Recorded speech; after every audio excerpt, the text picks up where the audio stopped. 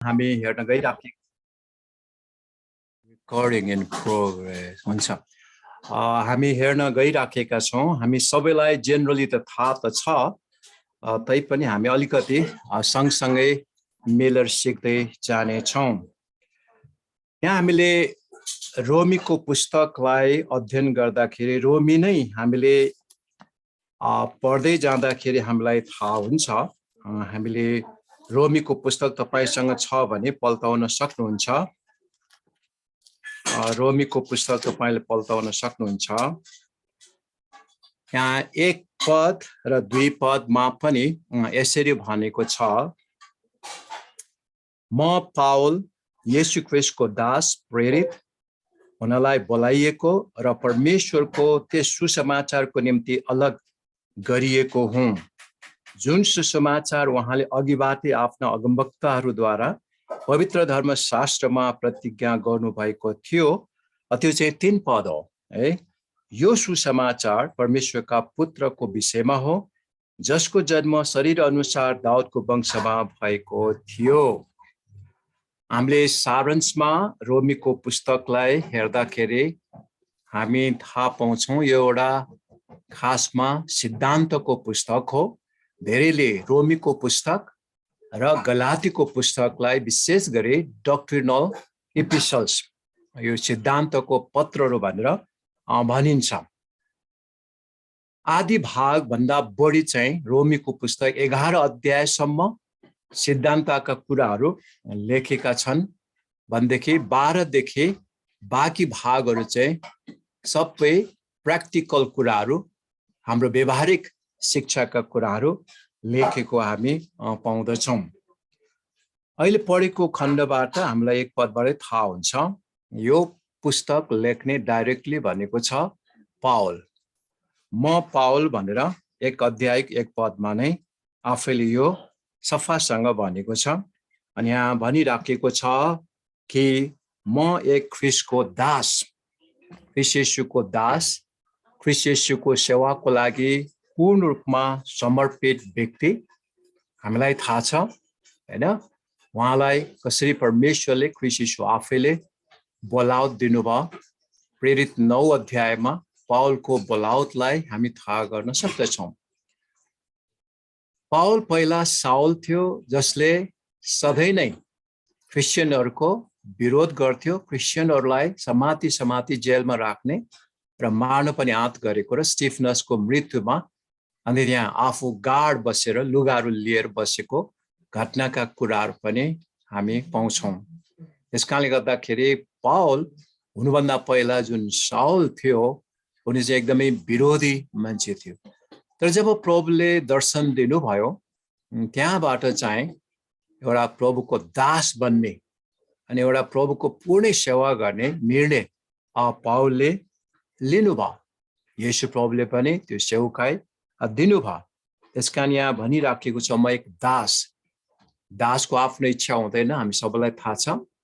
तर परमेश्वरको अथवा मालिकको इच्छा अनुसार काम गरिन्छ। आफूलाई पूर्ण रूपमा समर्पण गरी प्रभुको सेवाको लागि कामहरू गर्छ। अर्को कुरा भनेको छ प्रेरित। दास भनेपछि त्यो सँगसँगै आउने प्रेरित। प्रेरित भनेको चाहिँ प्रभुले चुन्नु भएको र प्रभुको सेवाको लागि पठाइएको व्यक्तिको रूपमा हामी लिन्छौँ।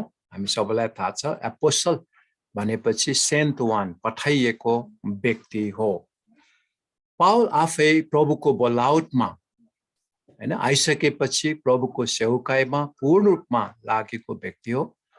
अनि ख्रीष्ट येशूले पनि उहाँलाई पठाउनु भयो। सबै मिसन काम गर्नको निम्ति पाउल चाहिँ पठाइएको व्यक्ति हो। अनि साँच्चै नै अन्तिम दिनसम्म पनि प्रभुको सुसमाचारको सेवा गर्नको लागि केही कसर बाँकी राखेन। अनि उहाँले आफ्नो जीवन समेत पनि हैन रोममै गएर दिनुभएको कुरा हामी पाउँदछौँ।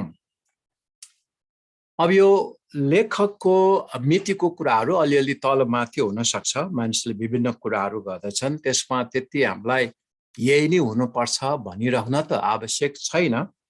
हामी समयको विषयको कुरा गर्दा कसैले 55 देखि लिएर यो अन्ठाउन्नसम्ममा लेखेको हुनुपर्छ, किनभने त्यति बेलासम्मको समय परिस्थिति अवस्था हेर्दा उहाँको थर्ड मिसनरी जोर्नी, तेस्रो मिसनरी यात्राको समयमा कोरिन्थीमा पुग्दाखेरि त्यति बेला चाहिँ केही समय लिएर त्यहाँ बस्दा अनि यो रोमको विश्वासीहरूलाई, क्रिस्चियनहरूलाई चाहिँ लेखेको एउटा पत्र हो।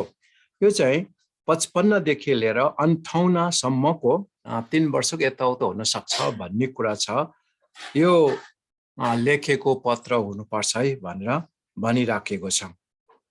अब यही डेट, यही मिति भन्ने अब हैन बाइबलमा त्यो नभएको कारणले गर्दा त अन्दाजको कुराहरू गरेको छ। त्यो समयमा पाउल यरुशलेमतिर भेटघाट गर्दै गर्दै आइराखेको थियो अनि अब यरुशलेमतिरै फेरि अब फर्केर जाने त्यो समय चाहिँ भइराखेको यो रोमीको 15 अध्यायको 25 पदबाट हामीले यसो हेर्दाखेरि हामी थाहा गर्न सक्दछौँ है। यो मितिको कुराहरू गर्दाखेरि, समयको कुराहरू गर्दा, तर हामीलाई त्यति अब यही नै हो भनेर बहस गरेर राख्नुपर्ने आवश्यकता त छैन। तैपनि हामीले अलिकति जानिराख्यौँ भने त्यो समय परिस्थिति चाहिँ यो भएको कारणले गर्दाखेरि यो समयमा चाहिँ लेखेको हुनुपर्छ है भनेर चाहिँ भनिराखेको छ। अब उद्देश्यको कुराहरू हामीले अलिकति हेर्दाखेरि मुख्य उद्देश्यको रूपमा यो पत्र लेखेको कुरा चाहिँ हामीले हेर्यौँ भनेदेखि पाउलले उनीहरूलाई पाउलको इच्छा चाहना र त्यहाँ गएर सेवकाई गर्न चाहने एउटा जानकारीको कुरा अनि पाउल आउँदाखेरि तयारी गरेर राख्नुपर्ने विषयको कुरालाई लिएर पाउलले यहाँ बताइराखेको हामी पाउँदछौँ। नम्बर 1, नम्बर 2, नम्बर 3 अलिअलि हामीले हेर्दै जाँदा मुख्य उद्देश्य हुँदा हुँदै अरू पनि उद्देश्यहरू त्यहाँ छन्। पहिलो रूपमा हामी हेर्न सक्दछौँ पाउल आफै अब रोमी क्रिस्चियनहरूको बीचमा परिचय गर्न र रोममा जानु अघि चाहिँ उनको वचन र इच्छाको नमुना अथवा इच्छाको चाहनाका कुराहरू चाहिँ थाहा दिनको लागि यो पत्र लेखिराखेको छ हैन। पाउलले भन्दछन् म आउन चाहन्छु, यस्तो यस्तो गर्न चाहन्छु, तिमीहरूलाई पनि सुसमाचार सुनाउन चाहन्छु, धेरै इच्छा गरेको विषयको कुराहरू लेखिराखेको हामी पाउँदछौँ है। अब यो प्रिपरेसन जुन तयारी छ त्यसको लागि आफू पनि तयारी भइराखेको र त्यहाँको क्रिस्चियन समुदाय कम्युनिटी पनि पाउल आउने कुरालाई थाहा दिएर उनीहरू पनि तयार होस्, उनीहरूको बीचमा सेवकाई गर्ने एउटा चाहना, इच्छा चाहिँ पाउलले राखेको थियो। हामीले यो कुरा चाहिँ याद गर्नुपर्छ। पाउलले रोमको मण्डली स्थापना गरेको चाहिँ होइन है। रोममा त्यहाँ पहिलोपल्ट जाने इच्छा गरिराखेको छ, जानै पाएको थिएन, तर त्यहाँ कोही न कोही मान्छे चाहिँ गएको अवश्य हुनुपर्छ। जस्तै एक्विला प्रिस्किलाको कुराहरू गर्दछ। रोमी 15-16 अध्यायतिर जाँदाखेरि एक्विला प्रिस्किलाको कुराहरू त्यहाँ मेन्सन गरेको छ। उनीहरू रोमका मानिसहरू भएको कारणले गर्दा पहिला यता भेटेको र लिदियाको कुरा पनि गर्छ, यताबाट चाहिँ अवश्य पनि उता गएको हुनुपर्छ। अनि त्यहाँ उनीहरूले नै सुसमाचार सुनाउँदै धेरै मण्डलीहरू स्थापना भइसकेको थियो। अनि पछिबाट पाउल यो कुरा सुन्दाखेरि पाउललाई धेरै नै आशिषित लागेको, खुसी लागेको, रमाइलो लागेको। अझ बाँकी केही कुराहरू छ भने त्यहाँ गएर उनीहरूको सेवकाई गर्ने, उनीहरूको बीचमा सेवकाई गर्ने इच्छा चाहना, आफ्नो आशिष पनि बाँड्ने अनि अरूहरूको उनीहरूको आशिष पनि सुन्ने त्यो चाहना, इच्छा चाहिँ पाउलले राखेको थियो है। यहाँ विभिन्न कुराहरू हामी हेर्दै जाँदाखेरि यो हामी पाउँदछौँ।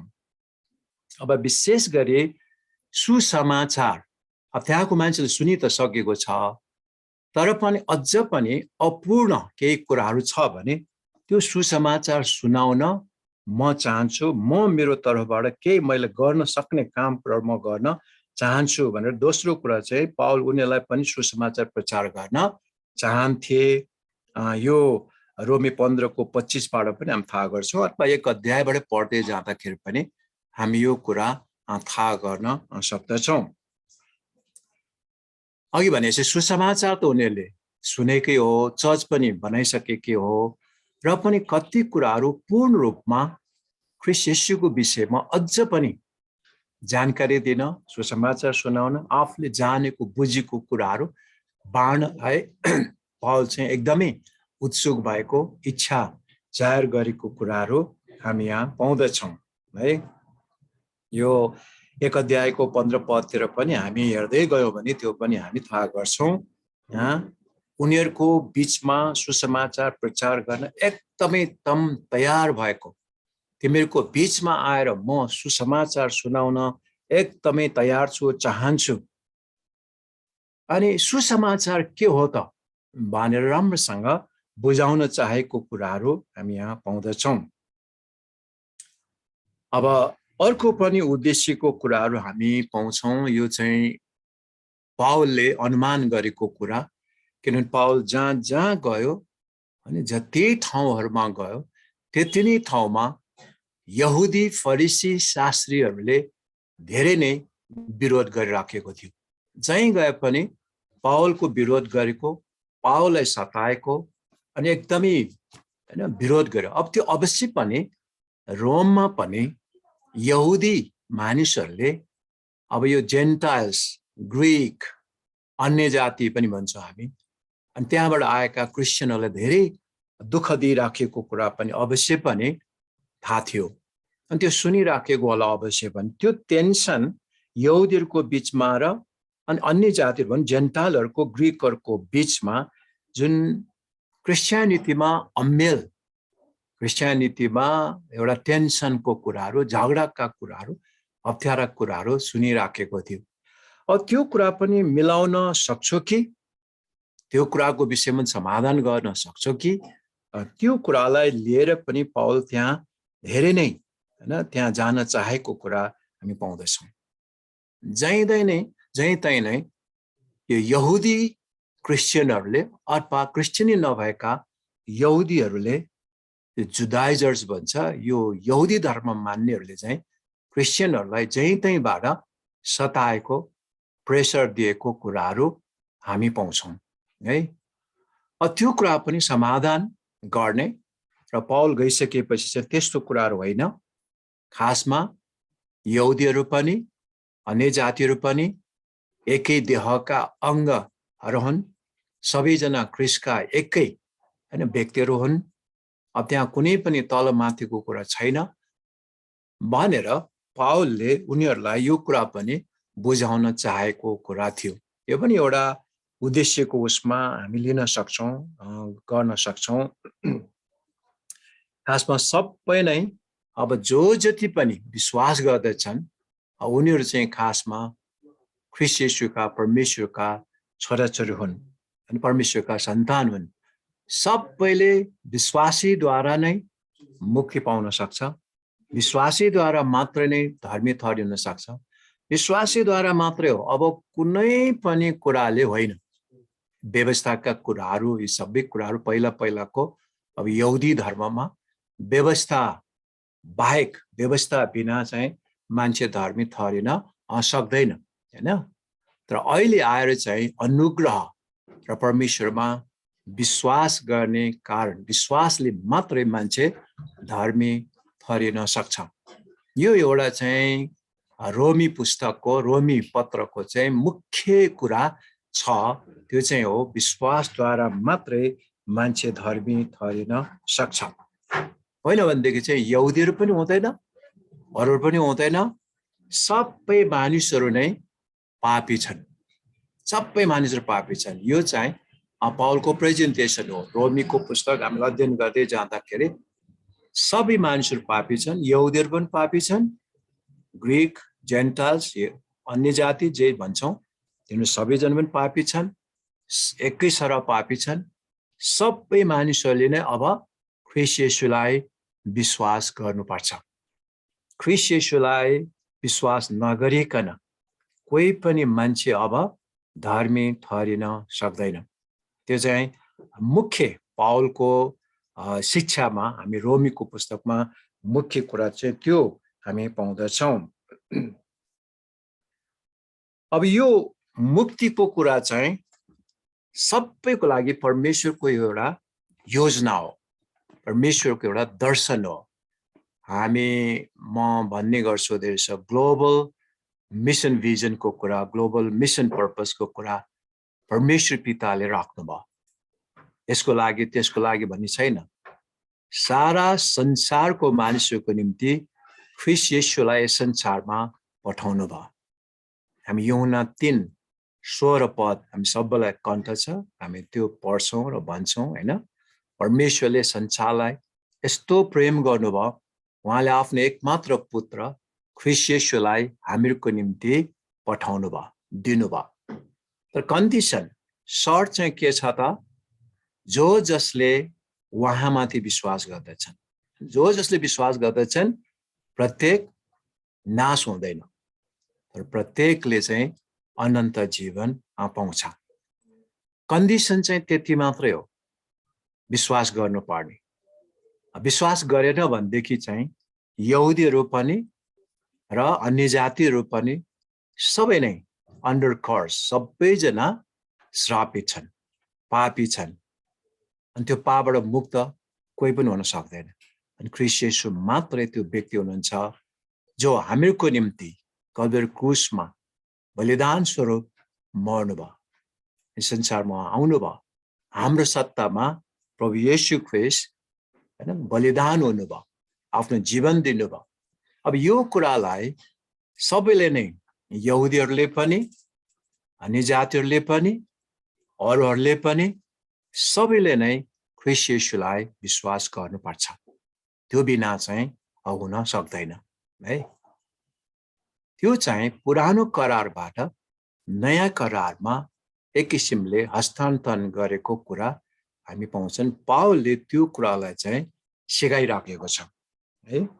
अब यो जुन उद्देश्यको कुराहरू हामीले भनिराखेका छौँ, यो चाहिँ परमेश्वरको योजना, परमेश्वरको इच्छा, दर्शन, बोझ मानिस जातिको निम्ति के छ त, त्यो कुरा चाहिँ रोमीको पुस्तकमा पावलले राम्रोसँग बुझाउँदै गएको छ। विशेष चाहिँ अनुग्रह अनि अनुग्रहद्वारा धार्मिकता, त्यो चाहिँ अब हाम्रो विश्वासमा, उहाँको अनुग्रहमा हामीले विश्वास गर्यौं भनेदेखि चाहिँ हामी धर्मी ठहरिन्छौँ, हामी मुक्ति पाउँछौँ, हामी अनन्त जीवन पाउँछौँ। त्यो कुरा चाहिँ मुख्य पावलले यो रोमीको पुस्तकमा चाहिँ वर्णन गरेको छ। धेरै हैन अलिकति बुझाउन खोजेको चाहेको कुराहरू चाहिँ हामी पाउँछौँ। यो चाहिँ मुख्य कुराको रूपमा हामी पाउँछौँ। अब मुख्य विषय वस्तु भनौँ अनि यो सुसमाचार सुनाउनु नै हो। पावलको भित्र हृदयदेखिको जे कुरा गरे पनि, जसरी भए पनि सुसमाचार सुनाउने, सुसमाचार दिने नै मुख्य कुरा पावलको लक्ष्य उद्देश्य हो। सुसमाचार चाहिँ परमेश्वरबाटको धार्मिकता ख्रीष्ट येशूमा विश्वासद्वारा प्राप्त गर्न सक्छ है। त्यो चाहिँ सारा संसारलाई मैले भन्नै पर्छ, ख्रीष्ट येशूलाई विश्वास गरेको बाटो मात्रै हुन्छ, नत्र भने हुँदैन भनेर यो जसरी भए पनि सुनाउने, यो चाहिँ पावलको विशेष लक्ष्य उद्देश्य राखेको कुरा हामी पाउँछौँ। यहाँ तपाईँ हामीले आउटलाइनको रूपमा भनौँ, हामीले हेर्दै गयौँ भने, आउटलाइनको रूप मात्रै हामीले हेर्दै गयौँ भनेदेखि चाहिँ यो रोमीको पुस्तकलाई अब लगभग हामीले 9 भागमा विभाजन गर्न सक्छौँ। अब विभिन्न व्यक्तिले विभिन्नै आउटलाइनहरू अथवा खण्डहरू छुट्याएको पनि हामी पाउँछौँ। जे भए पनि तर कुराकानी चाहिँ एउटै नै हुन्छ। अब रोमीको पुस्तकको रूपरेखाको रूपमा हामीले हेर्दाखेरि हामी यो पहिलो भाग भनौँ नम्बर 1 मा चाहिँ हामीले एक अध्यायको 1 देखि 17 पदसम्मको खण्डमा चाहिँ अभिवादन र मुख्य विषय, त्यो चाहिँ सुसमाचार र परमेश्वरको धार्मिकता, त्यो अभिवादन र मुख्य विषयको रूपमा चाहिँ हामीले एक अध्यायको 1 देखि 17 पदसम्ममा हामी पढ्न पाउँछौँ अथवा बुझ्न पाउँछौँ। त्यसमा छोटो गरी हेर्यौँ भनेदेखि 1 अध्याय 1 देखि 7 पदसम्ममा अहिले भने जस्तै नै पावलको आफ्नै परिचय उहाँ चाहिँ ख्रीष्टको दासको रूपमा प्रस्तुत गरेको छ। त्यसपछि पावलको मण्डलीमा जुन चाहिँ इच्छा, त्यो चाहिँ सुसमाचार सुनाउने जुन इच्छा चाहनाको कुरा छ त्यो प्रकट गरेको छ 8 पददेखि 15 पदसम्म हेर्दा। अनि अर्को चाहिँ ख्रीष्टको निम्ति पावलको साहस, म सुसमाचारसँग शर्माउँदिन भनेर 16-17 पदमा भनेको हामी पाउँछौँ है, पहिलो खण्ड। पछि हामी अलिकति डिटेलमा जाउँला। आज हामीले आउटलाइनको अलिकति कुराहरू हेरौँ। दोस्रोमा पावलले प्रस्तुत गर्न खोजेको चाहिँ यो रोमी 1 अध्यायको 18 पददेखि लिएर 3 अध्यायको 20 पदसम्म। त्यसमा चाहिँ पाप र दोषारोपण, सबै पापी छन् भन्ने कुरालाई प्रस्तुत गरेको छ है। पाप र दोषारोपणको कुरा छ।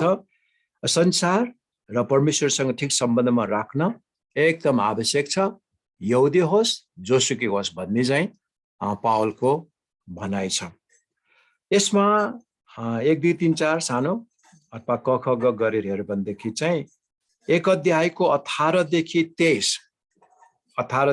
23 मा परमेश्वरको क्रोधको प्रकट किन भयो त, किन परमेश्वर रिसाउनु भयो हैन, त्यो कुराहरु त्यहाँ भनेको छ। अब जानेर बुझेर पनि परमेश्वरलाई पशु र सृष्टिको कुराहरुसँग तुलना गरेर हैन विभिन्न कुराहरु छ, त्यो पछि हामीले एकदम डिटेलमा हेरौँला। अनि दोस्रो कुरा चाहिँ रोमी 1 अध्यायको 24 देखि 32 पदसम्ममा यहाँ कसरी परमेश्वरको क्रोधलाई प्रकट गरिएको छ, परमेश्वरको रिसलाई कसरी प्रकट गरिएको छ भनेर त्यहाँ देखाएको छ। अनि रोमी 2 अध्यायको 1 देखि 16 पद यहाँ चाहिँ परमेश्वरको न्यायको कुरा गरेको छ, परमेश्वरको न्याय। अनि अर्को कुरा चौथोमा यहुदीहरूसँग परमेश्वरको क्रोधको कुरा 2 अध्यायको 17 देखि 29 पदसम्ममा यो खण्ड छुट्याएको छ। यस्तै प्रकारले रोमी 3 अध्यायको 1 देखि 8 पदमा यहुदी धर्म र हृदयदेखिको धर्मको तुलना, यहुदी धर्म बाहिरी रीतिथिति व्यवस्थाको कुराहरू छन् भने अनि अर्को अब अहिले आएको कुरा चाहिँ हृदयदेखि नै गर्नुपर्ने कुरा, त्यो तुलना गरेको छ। अनि अर्को रोमी 3 अध्यायको अब 9 देखि यो 20 पदसम्म भनौँ, त्यसमा हामीले हेर्दाखेरि चाहिँ के पाउँछौँ त भन्दा सबै मानिसहरू पापी छन्, कोही पनि धर्मी छैन, कोही पनि धर्मी छैन, सबै मानिस पापी छन् भने त्यहाँ बताएको छ। अझ खासमा हामीले 23 पदसम्म पनि लिन सक्छौँ, तर अर्कोमा विश्वासमा पनि जोडिएको कारणले गर्दा त्यहाँसम्म राखेको छ। सबै मानिसहरू पापी छन्, कोही पनि मानिसहरू धर्मी छैनन्। अब मुख्य तेस्रो खण्डमा रोमी 3 अध्यायको 21 पददेखि लिएर 5 अध्यायको 21 पदसम्म त्यहाँको विश्वास के अरे त्यो शीर्षकलाई हामीले हेर्नु भन्दै विश्वास र धार्मिकताको कुरा त्यहाँ गरेको छ। मानिसको विश्वास र धार्मिकता अथवा परमेश्वरसँग ठिक हुने उपाय के हो त, बी राइट विथ गड, राइचियसनेसको कुरा गर्छ। परमेश्वरसँग ठिक हुने कुरा के हो, कसो हो त भन्ने कुरा चाहिँ हामी थाहा गर्न सक्छौँ है त्यो खण्डमा। अब त्यसलाई पनि हामीले यो 1, 2, 3, 4 क ख ग खण्डहरू हामीले हेर्यौँ भनेदेखि चाहिँ त्यहाँ भनिराखेको छ कि पहिलो कुरा चाहिँ धार्मिकता। यो धार्मिकता कसरी आउँछ, यो धार्मिकता कहाँबाट कसरी लिन सक्छ, यो परमेश्वरसँग ठिक सम्बन्ध राख्नु, परमेश्वरसँग ठिक सम्बन्धमा बस्नु, त्यो चाहिँ धार्मिकताको कुरा बताएको छ। त्यो तपाईले 3 अध्यायको 21 देखि 26 पदसम्ममा पाउनुहुन्छ। अर्को ख खण्ड अथवा दोस्रो भाग भनौँ, दोस्रो खण्ड चाहिँ विश्वास हो।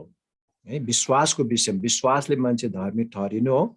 रोमी 3 अध्यायको 27 पददेखि लिएर 31 पदसम्मको खण्डमा बताएको छ है। रोमी 3 अध्यायको 27 देखि 21 पदसम्म विश्वासद्वारा मान्छे धार्मिक ठहरिन्छ। अर्को कुरा बहस गरेको छ अब रोमी 4 अध्याय 1 देखि 8 पदमा विश्वासले मात्र मानिस धार्मिक ठहरिन्छ भनेर तार्किक विश्वास यो चाहिँ एउटा बहस प्रस्तुत गरेको छ रोमी 4 को 1 देखि 8 पदसम्ममा। अर्को कुरा यो व्यवस्था पालनको विषयमा हैन व्यवस्था पालनले के हुन्छ के गर्छ भन्ने विषय चाहिँ रोमी 4 अध्यायको 9 देखि 16 पदसम्मको खण्डमा व्याख्या गरेको छ। यसमा चाहिँ रीतिथिति र व्यवस्था पालनले धार्मिक ठहरिन सक्दैन भन्ने व्याख्या चाहिँ यहाँ गरेको छ। व्यवस्था पालनको विषयमा यहाँ छ। अर्को छ 5औंमा अब्राहमको विषयमा उदाहरणहरू दिएर यो प्रस्तुत गरेको छ। विश्वासद्वारा मात्रै मानिस धार्मिक ठहरिन सक्छ भनेर अब्राहमको उदाहरण दिएको हामी पाउँछौं।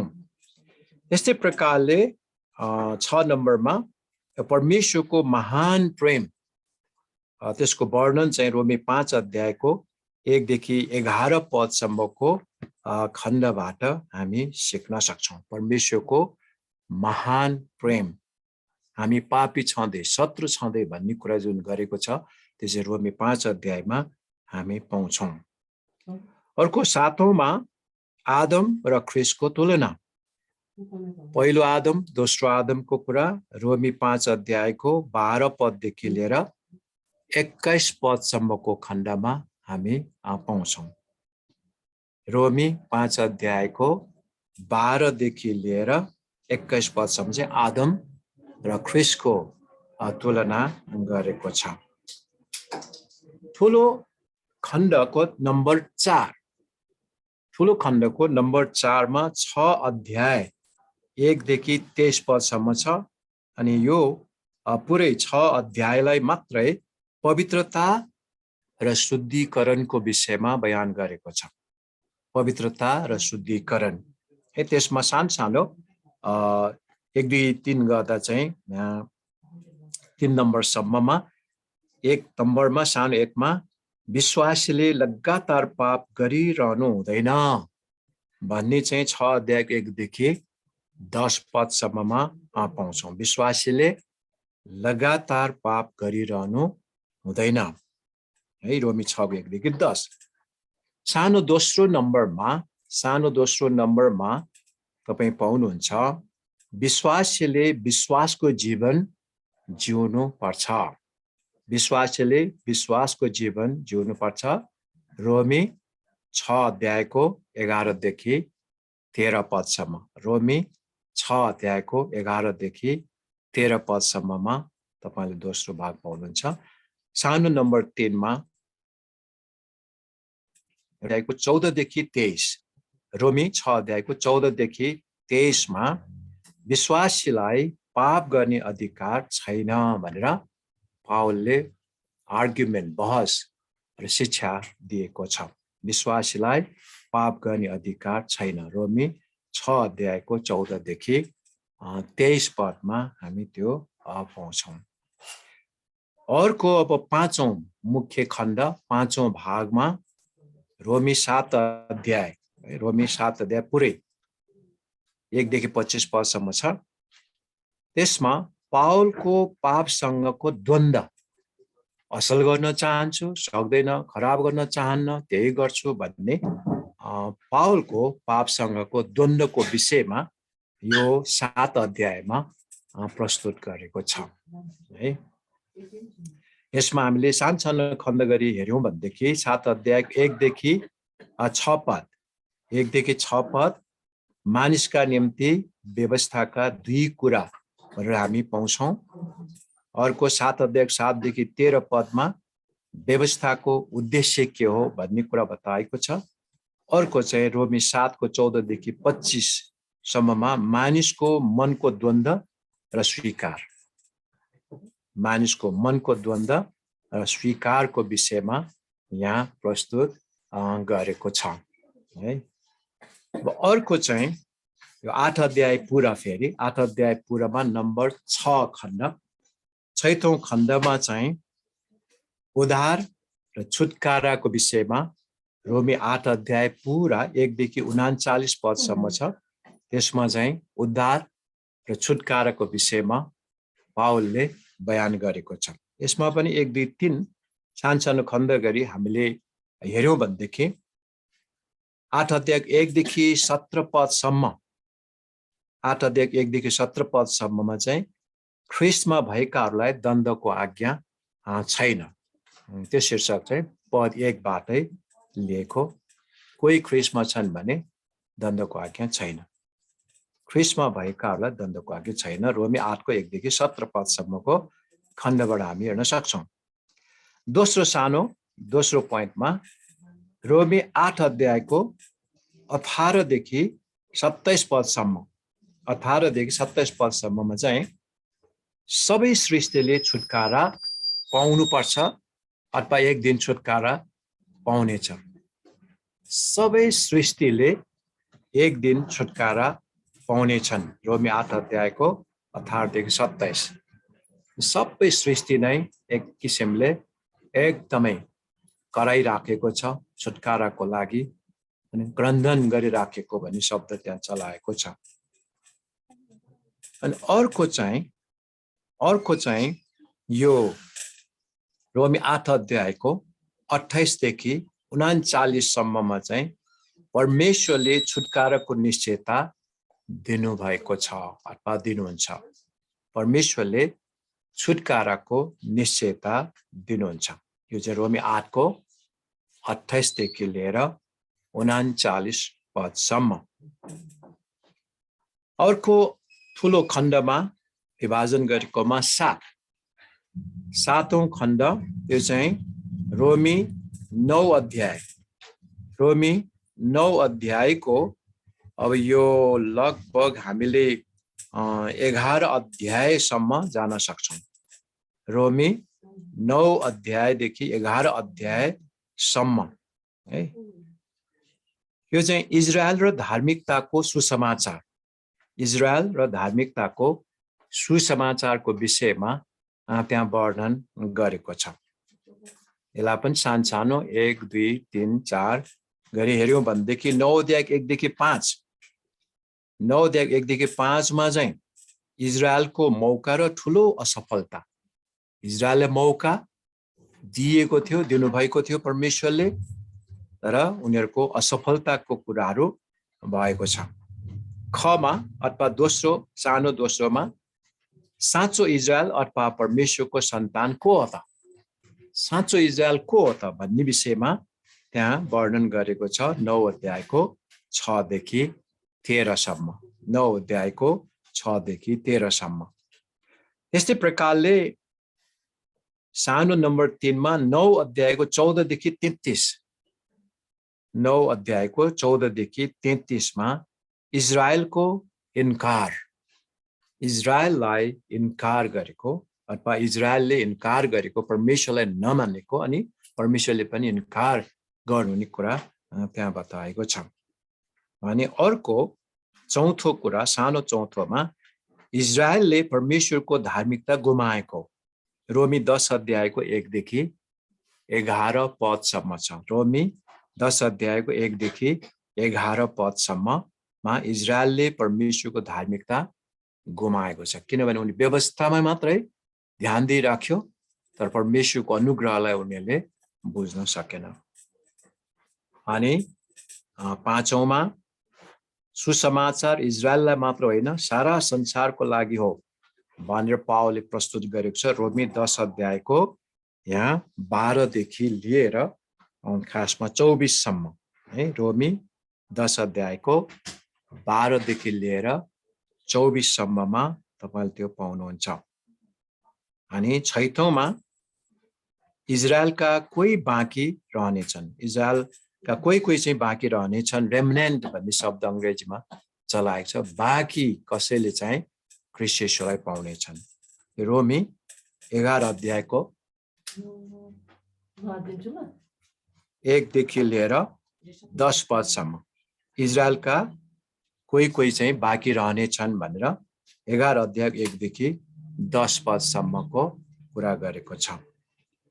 अनि 7औंमा चाहिँ यो रोमी 11 अध्यायको 11 देखि 26, रोमी 11 अध्याय 11 देखि 16, 11 देखि 16 सम्ममा चाहिँ मिलापको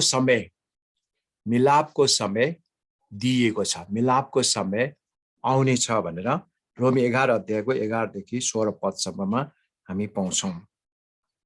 अनि 8औंमा चाहिँ अब यो रोमी 11 अध्याय 17 देखि 24 सानो खण्ड गर्दा अरू जातिहरूलाई पनि इजरायलको घरानाबाट चेतावनी मिलेको छ। अरू जातिहरूलाई पनि इजरायलको घरानाबाट चेतावनी। इजरायलीहरूलाई त परमेश्वरले त्याग्नु भयो भने हामी चाहिँ त्यसै हाँगा जोडिएकाहरू, हामीले घमण्ड गर्ने कुरा हुँदैन। त्यसकारण यो एउटा चेतावनी हामीहरूको निम्ति पनि छ। यो चाहिँ रोमी 11 अध्यायको 17 देखि 24 पदसम्मको खण्डबाट हामी लिन सक्छौँ। यस्तै प्रकारले यसको अन्तिममा 9मा इजरायलको पुनर्स्थापनाको निश्चयता रोमी 11 अध्यायबाट, रोमी 11 अध्याय 25 देखि 36 पदसम्मको खण्डबाट यो प्रश्न हुन्छ अथवा बुझाएको छ। अनि त्यो चाहिँ हो इजरायलको पुनर्स्थापनाको निश्चयता। फेरि पनि पुनर्स्थापना गर्ने, इजरायललाई फेरि पनि पुनर्स्थापना गर्ने विषयमा पावलले त्यो कुराहरू वर्णन गरेको छ। अब 12 अध्यायबाट चाहिँ प्र्याक्टिकल कुराहरू छन्।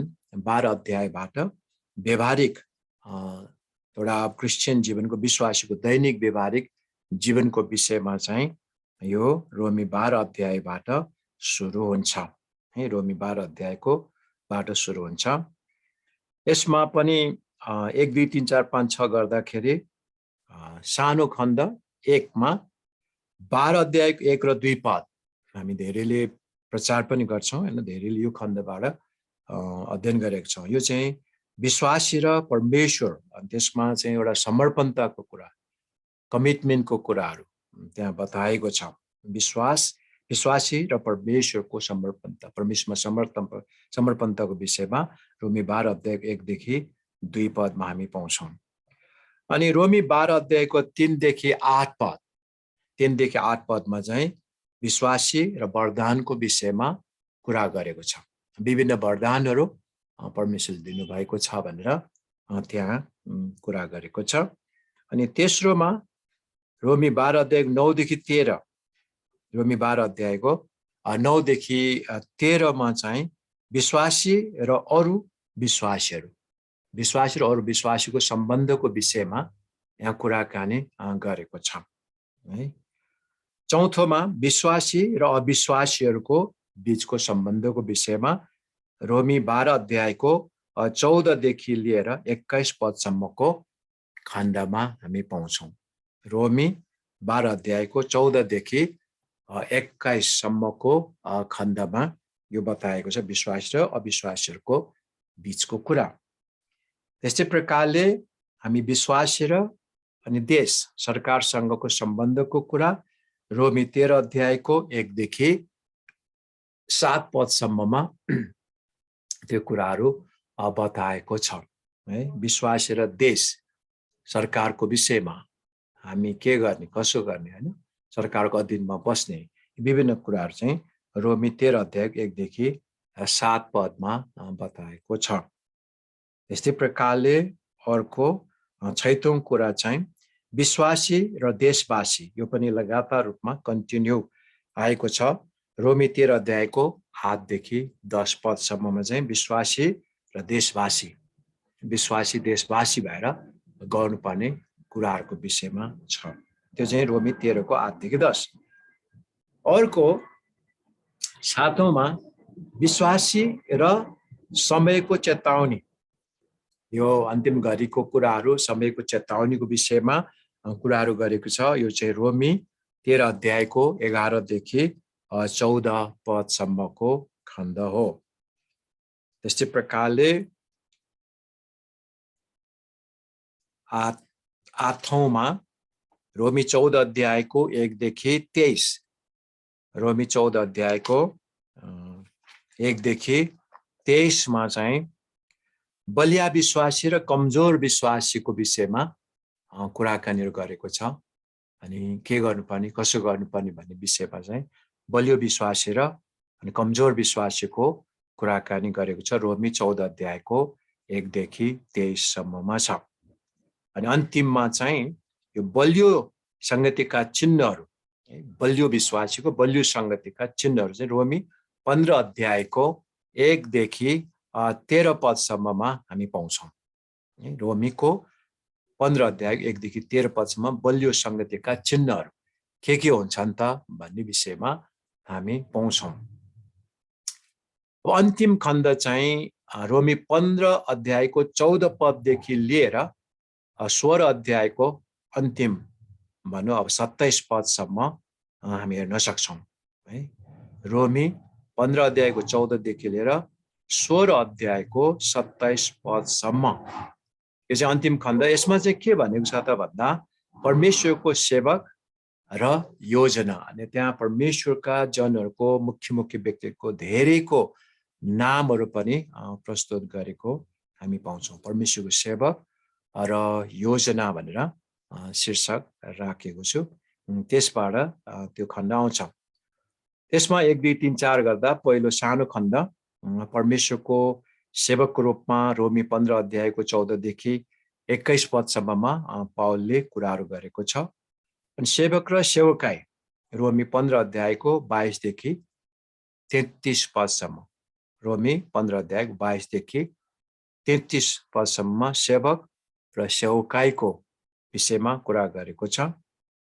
अनि अब 16 अध्याय पुगेपछि 16 अध्याय 1 देखि 16 पदसम्म त्यहाँ चाहिँ सेवकको एक किसिमले आज्ञा, त्यहाँ आज्ञाको रूपमा के गर्नुपर्ने त्यहाँ बताएको छ। अब अर्को 16 अध्यायको 17 देखि 20 पदसम्ममा चाहिँ यो सेवकको अन्तिम चेतावनीको रूपमा त्यहाँ चेतावनी दिएको छ। भनेपछि पावलले चेतावनीको रूपमा कुराकानीहरू गरेको छ, चेतावनी दिएको छ रोमी 16 अध्यायको 21 देखि 24 पदसम्ममा, के अरे 27 देखि 20 पदसम्ममा।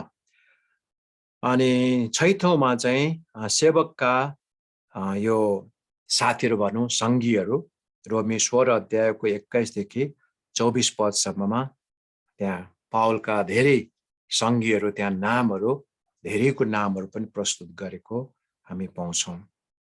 अनि अन्तिममा चाहिँ सेवकको आशीर्वाद अथवा पावलको आशीर्वादको रूपमा रोमी 16 अध्यायको यो 25 देखि 27 पदसम्मको खण्डमा हामी पाउँछौँ है। रोमी यो 16 अध्यायको 25 देखि 27 सम्मको पदमा हामी पाउँछौँ।